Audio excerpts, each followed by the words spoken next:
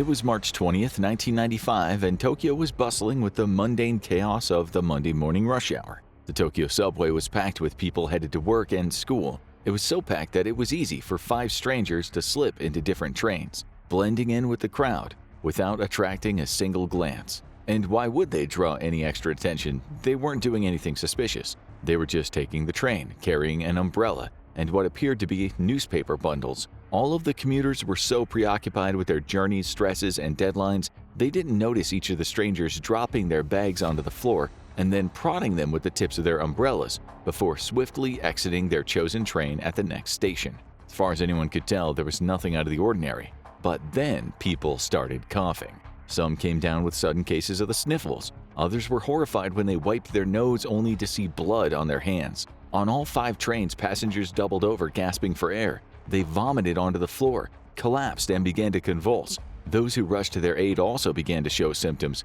It was as if a sudden viral pandemic had struck the Tokyo subway system, and no one could pinpoint the cause. Chaos and panic erupted across the city, and by the time the crisis was over, 12 people were dead, and thousands were injured. The culprit? Bags of deadly sarin gas, a potent nerve agent, punctured with specially sharpened umbrella tips and left on subway cars to infect as many people as possible. Law enforcement scrambled to determine who was behind the deadly attack, and what they found was even more terrifying than the sarin attack itself. This is the story of Om Shinrikyo, Japan's deadliest doomsday cult. Japan is no stranger to cults. In 1964, the Korean Unification Church, also known as the Moonies, set up shop in Japan and remains active, though less publicly so today. In 1986, Ruho Okawa founded Happy Science, or the Institute for Research in Human Happiness. Its stated aim is to bring happiness to humanity by spreading truth, but many have described it as a cult. But none of those other cults achieved the same notoriety or reputation for bioterrorism as Om Shinrikyo. Every cult needs a leader, and Om Shinrikyo had the charismatic Shoko Asahara. Asahara was born Chizuru Matsumoto on March 2, 1955, to a family of poor tatami mat makers in the Kumamoto prefecture. Infantile glaucoma left him with partial sight in his right eye and no sight in his left, so his family enrolled him in a boarding school for the blind at the age of 6. There he gained a reputation as a bully, beating up and extorting money from his classmates. After he finished school, he started an acupuncture business and a Chinese medicine shop. But his business suffered a blow in 1981 when he was convicted of practicing pharmacy without a license and selling unregulated drugs. Over the years, he became increasingly fascinated with religion and spirituality and adopted the name Shoko Asahara to go along with his new, more enlightened self. His spiritual practice included a mix of Taoism, astrology, Buddhism, Christianity, and yoga, as well as Hinduism. He borrowed a bit from each practice to form the foundation of what would become Om. Then, in 1987, he did what any enterprising man with a penchant for spirituality and a one-bedroom apartment would do. He started his own religion. Well, it actually began as a yoga and meditation class. It wasn't officially classified as a religious organization until 1989, but by then he had amassed a number of impressive followers, some of the best and brightest Japan had to offer. There were chemists, biologists, doctors, computer programmers, genetic engineers, telecommunications experts, astrophysicists, and more. As the movement began to grow, their outreach tactics evolved. All members published stories in their own publications and placed ads in others, claiming to have achieved powers of ESP and telepathy during their journey with Asahara and promising to induct others into the secret knowledge that had imbued them with such powers. One member of the organization, Hideo Murai, left his career at Kobe Steel after picking up an Om magazine about yoga and psychic powers. His colleagues noticed his behavior beginning to change and an increase in the frequency at which he brought up the subjects of telepathy and levitation. Finally, he quit his job to devote all of his time and energy to Om. As the organization grew and their beliefs became more extreme, Asahara became obsessed with the biblical prophecies and the notion of a coming apocalypse. He believed that he and Om were the only thing standing between humanity and a dark age that was sure to descend on the earth sometime very soon. Several of the scientists who had become members, including Murai, contributed to Asahara's ideas, suggesting experiments that could study their guru's blood and brainwaves. Others proposed weapons that could bring about the apocalypse, such as laser weapons, nuclear bombs, and chemical and biological weapons. All of these would allow the Earth to be wiped clean, so that Asahara and Om could remake it anew. The cult's fixation on weapons extended to weapons that quite probably did not exist in the first place. One example was a supposed plasma cannon that Murai believed America had made and used during the Gulf War to reduce Iraqi soldiers to vapor. This, he claimed, was responsible for the disparity between the amount of Iraqi soldiers found and the amount reported dead, but he assured Ohm's followers that they'd be safe from the plasma cannon when the time came. Enlightened believers produce an electromagnetic field. When the plasma from the outside affects your body, you can take it as your own energy, and you will be more powerful. Ohm referenced an Isaac Asimov passage. The empire will vanish and all its good with it. Its accumulated knowledge will decay, and the order it has imposed will vanish. This passage comes from the Foundation Trilogy, a science fiction series that evoked imagery from an apocalyptic disaster that brings ruin to humanity. But amidst that ruin, the Foundation, a secret society turned religion, was the only force capable of remaking the world. Members of Ohm took misguided inspiration from Asimov's work. Like the Foundation, Ohm believed that they were in a battle to save humanity. In one speech, Asahara said, "If Ohm tries hard, we can reduce the victims of Armageddon to a fourth of the world's population. However, at present, my rescue plan is totally delayed. The rate of survivors is getting smaller and smaller." Attempts to recruit more members escalated and were referred to as the Ohm Salvation Plan. New recruits were promised cures for their ailments, help achieving their dreams and goals, and self-improvement as long as they were willing to devote themselves to the work, whatever that might mean. So what exactly did that mean? As the cult's ideology grew more extreme, so did its practices. This was no longer just about yoga, meditation, and an austere lifestyle. Members were expected to put their very bodies on the line. In one case, cult doctor Ikuru Hayashi dosed Asahara's personal bodyguard with an undisclosed liquid. The man became dizzy and fainted. When he woke up, he was lying on a bed, disoriented, his head covered in swollen, painful patches. These spots, 4 in total, were surgical incisions made in the man's skull. Later, he would recount, "I think they might have put electrodes in my head." Asahara was obsessed with the human brain and all the ways one could control it. The group was said to employ hallucinogens, shock therapy, and electrode caps, all to manipulate brain waves and control the human mind. In one case, electric shocks were used in an attempt to wipe the short-term memories of followers who were suspected of being disloyal. These were administered in the form of 100-volt shocks delivered to the top of the scalp. Over 3 months, from October to December 1994, one Ohm doctor named Hayashi administered over 600 electric shocks to 130 followers. Many of them reported that their memories were so scrambled after that they could not remember the name of the cult, the name of their guru, or sometimes even their own names. Members chosen to receive these shocks included suspected spies, members who tried to escape, or members accused of being involved in sexual activity, which was strictly prohibited under the rules of the cult. At the height of its popularity, Ohm had its roots in nearly every corner of Japanese society. These were members in the ministries of education, justice, transport. There were judges, employers at Toshiba, Hitachi, and IBM, and even members of the military. Even members of the police force had ties to Ohm. As the membership swelled, the cult had more resources than it ever had before, and the money it received was tax-free too, since it was classified as a religious group. Asahara and his favorite members put that money to use, funding their research, recruitment, and attempts to silence voices of dissent. In the early 90s, the cult began a campaign of wiretapping against those who vocally opposed them.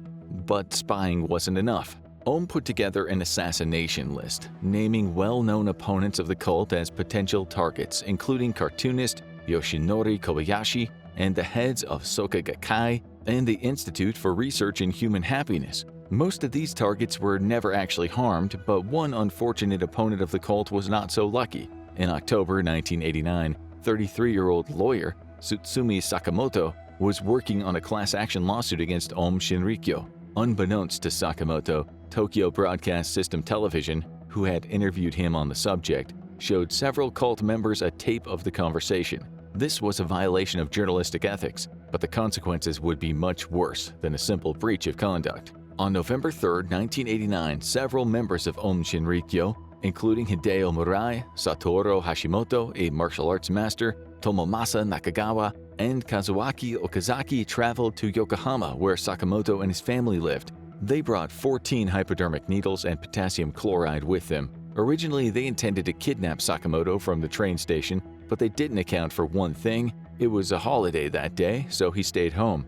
But they didn't abandon the mission of revenge there. At 3 a.m. on November 5th, they entered the Sakamoto family apartment through an unlocked door. What happened next was nothing short of horrific. We can't be exactly sure what happened, but this much is clear. Tsutsumi Sakamoto was bludgeoned in the head with a hammer, injected with potassium chloride, and strangled. His wife, Satoko Sakamoto, was beaten and also injected with potassium chloride. Finally, their infant son, 14-month-old Tatsuhiko Sakamoto, was injected with potassium chloride and killed. All three bodies were placed into metal drums and hidden in Niigata, Toyama, and Nagano. The cult took care to cover their tracks even beyond disposing of the bodies in 3 different prefectures. They also burned the bed sheets, dropped their murder weapons into the ocean, and smashed the victims' teeth to make them more difficult to identify. The bodies were not found, nor was the case linked to Aum Shinrikyo until 6 years later, after the Tokyo sarin attack. So how did the sarin attack come about? Well, as Aum began to prepare for Armageddon, the group became increasingly interested in various weapons of mass destruction. One of these was sarin, a nerve gas popular with the Nazis during World War II. They also experimented with mustard gas, anthrax, and botulism. They didn't stop at chemical and biological weapons either, and also worked to produce a stockpile of machine guns and explosives, all of which would be used to survive the apocalypse and seize control of the ruined planet in the aftermath. Prior to the infamous Tokyo subway attack, the group dipped their toes into the public use of bioweapons that they had worked to cultivate. First, they attempted to spread anthrax on the morning of July 1, 1993, from a cooling tower on the roof of their Tokyo headquarters. Throughout the following day, 118 complaints were lodged by local residents regarding a foul smell. Other residents reported a gelatin-like oily gray to black fluid collecting on the side of the building. Environmental officials collected this fluid for later testing, and it was revealed to be an attempt to aerosolize a liquid suspension of anthrax, triggering an epidemic. But aside from creating a public nuisance and a bit of discomfort, the operation was a failure. Next, there was the first sarin attack, the opening act to the horror show that was the attack in Tokyo. This was not meant to be a random mass murder, but rather a targeted assassination of 3 judges involved in a lawsuit against the cult. It would also serve as a test run for the sarin that the group had synthesized, allowing them to gauge just how deadly it would be. An area in the city of Matsumoto, Nagano Prefecture, was selected for the attack due to the presence of the judges, as well as the personal grudge that Shoko Asahara had toward the city. Residents there had opposed Asahara's plans to open an office and a factory there and had created an anti-Aum petition that amassed 140,000 signatures. Originally, the plan was to attack the courthouse. However, after the cult discovered that the courthouse was closed, the target changed to the apartment building where the city's judges lived. On the night of June 27, 1994, members of Aum released a cloud of sarin from a refrigerator truck that had been especially outfitted with a heating unit, which turned 12 liters of liquid sarin into a deadly aerosol. Once the gas had been created, fans inside of the truck dispersed it, sending it into the air around the apartment building and the neighborhood.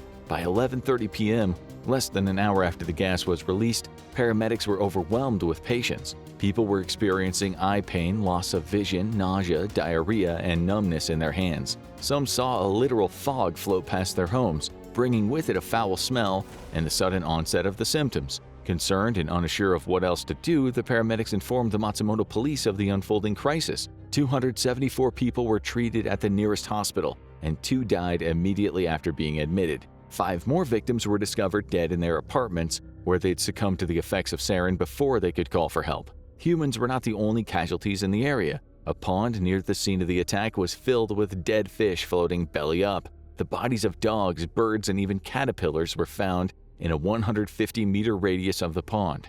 A forensics analysis identified the mysterious poison as sarin, but no one knew who had released it. The authorities were dumbfounded and at first suspected the husband of one of the hospitalized victims, a man named Yoshiyuki Kono, who was storing a large amount of pesticide in his home. It was later revealed that the pesticide he possessed could not have been used to manufacture sarin, but only after the media ran with the story and Kono was nicknamed the Poison Gas Man. He would not be officially exonerated until sarin gas became nearly synonymous with Aum Shinrikyo. And this brings us back to the day of the Tokyo subway attack. Asahara was feeling the pressure as the Japanese police became increasingly suspicious of the cult. They were planning to raid Aum Shinrikyo buildings. Asahara believed that this left Aum no choice but to strike first. They would attack in a central area, one where a number of police were likely to be injured or killed. 5 men were chosen from the best and brightest minds in the cult. The group of selected terrorists included 4 vice ministers of Aum Science and Technology Ministry and 1 doctor. There was Dr. Ikuyo Hayashi, who had already seen his fair share of human suffering during his time at Aum, but though he had misgivings about the planned attack, he felt he could not refuse. There was Yasuo Hayashi, who had been involved in Aum since 1988 and took part in wiretapping and kidnapping on behalf of his guru. The third group member was Kenichi Hirose, an applied physics graduate who abandoned a career at an electronics firm to dedicate himself to the cult. Masato Yokoyama was also a physicist who had quit his job and joined the cult with the intent of saving mankind. The last man chosen to carry out the attack was Toru Toyota, who had previously been a physics graduate student at Tokyo University before another student recruited him to Aum. Each man was assigned a different train in a different station, with each train's route eventually leading to Kasumi Gaseki. The attack went just as planned. The men ruptured their bags of sarin and exited their respective trains, jumping onto their waiting getaway cars and leaving the passengers to suffer the horrors that followed. The attack was like nothing Japan had ever seen before or since. All at once, people were collapsing and falling desperately ill for seemingly no reason at all. Pandemonium broke out on each train while the media struggled to get a complete picture of the breaking story. One train after another was halted, and evacuation orders were made over the intercom, urging people to get to safety. People screamed, vomited, foamed at the mouth, and hospitals filled with patients all suffering from the same inexplicable symptoms. One unfortunate woman had to have her eyes surgically removed after the nerve gas caused her contact lenses to become permanently fused to her eyeballs. All the while, the trains kept on running. One of the cars made its route 3 times before it was identified as one of the sources of the sudden outbreak. Even the victims themselves spread the poison without knowing it, carrying traces of sarin on their clothes and shoes, infecting anyone who came too close in an attempt to assist them. As the fog finally began to clear, literally, the police began to investigate. The similarities between this attack and the one in Matsumoto were apparent, and the authorities focused their attention on a group that had already been raising red flags, Aum Shinrikyo. Only 2 days after the deadly attack, the police raided the Aum offices in Tokyo, as well as the laboratory headquarters at Kamikuishiki. There they found stockpiles of weapons as well as chemicals needed to produce a large quantity of sarin. Subsequent raids were conducted, and in May, Shoko Asahara was arrested alongside 200 members of the cult. At first, Asahara denied that he or any Aum had any involvement in the subway attack. However, many of his followers admitted that Aum was responsible for the Tokyo attack, as well as the Matsumoto attack. They also confessed to a failed train attack on March 15th and the murders of several opponents of the cult. 13 of the arrested cult members were sentenced to death, and after an 8-year trial, Asahara was sentenced to death in 2004. 3 members of the cult managed to evade justice for over a decade after the attack before finally being arrested. Hirata Makoto, who surrendered in 2011, Kikuchi Naoko was arrested in 2012, and Takahashi Katsuya, Asahara's former bodyguard, was also arrested in 2012. For his role in Aum's crimes and for being suspected as acting as a getaway driver during the Tokyo attack, Takahashi was sentenced to life in prison. In 2018, Asahara, along with 6 of his followers, including the scientists who helped manufacture the sarin, were executed by hanging. Family members of those killed in the Tokyo attack, such as Kiyoe Iwata, shared their feelings on finally seeing Asahara's reign of terror come to an end. Iwata told Japanese broadcaster NHK, "This gave me peace of mind. I have always been wondering why it had to be my daughter and why she had to be killed. Now I can pay a visit to her grave and tell her of this." Shizue Takahashi, whose husband was killed in the attack while working as a subway deputy station manager, issued this statement: "I wanted the others to talk more about what they did as lessons for anti-terrorism measures in this country. I wanted the authorities and experts to learn more from them. I regret that is no longer possible." And that was the end of Aum Shinrikyo. Well, sort of. There were still active members of Aum in the aftermath of the Tokyo attack, and while many members left the group behind after the raids and subsequent arrests, others remained. In 2000, the leadership of Aum, or what was left of it, released a statement regarding the group's involvement in the Tokyo attack and other attacks of terrorism and murder. In the statement, they apologized for the impact of the attacks. As a board member of the former religious organization, I thought it is my responsibility to make an apology and to explain what we are going to do about the incidents. Since December 1st of 2000, when we apologized in public for the Aum Shinrikyo-related incidents, we have continued looking into the incidents very carefully. As our present organization consists of those who were not directly involved in the incidents, Our understanding of the incidents varies from person to person. However, as it became possible for us to directly contact a number of high-profile leaders of the former organization who are still in police custody, we have advanced in fact-finding processes and have become able to evaluate the incidents. In the meantime, the involvement in the incidents of former Aum Shinrikyo followers became evident through trials and confessions by the accused ex-followers. Consequently, steering members of the present organization who are board members, Chorobu, and the section leaders have unanimously agreed that the former Aum Shinrikyo leader, Shoko Asahara, had been involved in the incidents, though they refrained from concluding his criminal liability because he is still being tried in the court. We could say that former Aum Shinrikyo founder Shoko Asahara was a kind of genius in meditation, but at the same time we cannot approve of the incidents his organization caused. While inheriting the superior practices of yoga and Buddhism and the meditation method his yoga talent has left, we'd like to clearly disapprove of the incidents. We once again deeply apologize to the victims and bereaved families in the incidents. As ones who once belonged to the same religious organization, we deeply feel responsible for the outcome of the incidents. Considering what we have done in the past, I believe we have to reform the organization drastically. They also changed the name and the structure of the organization, stating, "We will change our name from Aum Shinrikyo to Aleph." After the reform had been completed, I, the acting representative, will take responsibility for the organization as a representative. This means former representative Shoko Asahara will no longer represent the organization. The new organization will not have a guru, and the position of founder Asahara will be confined to the subject of meditation. Since he will be regarded only as a spiritual being, he will not be in a position to give orders to his followers. We define Lord Shiva and Buddhas as the fundamental subjects of our adoration. In our context, a guru means an interpreter of the scriptures. There have been a lot of gurus in the past, and we do not define a guru as the unique and absolute being. Aleph is still alive today, as is its splinter group, Hikari no Wa, or the Circle of Light. Shoko Asahara and Aum did not get what they wanted. They did not usher in an apocalypse that allowed them to reinvent the world in their image and lead humanity. We can all be thankful for that, but it is undeniable that they made an impact, one that changed the face of terrorism on a global scale. Even as time marches on and they fade into the shadows of history, Aum Shinrikyo serves as a somber reminder of just how dark, twisted, and dangerous a belief can become if left to fester unchecked. Now check out why Japanese soldiers never used shields, or watch this video instead.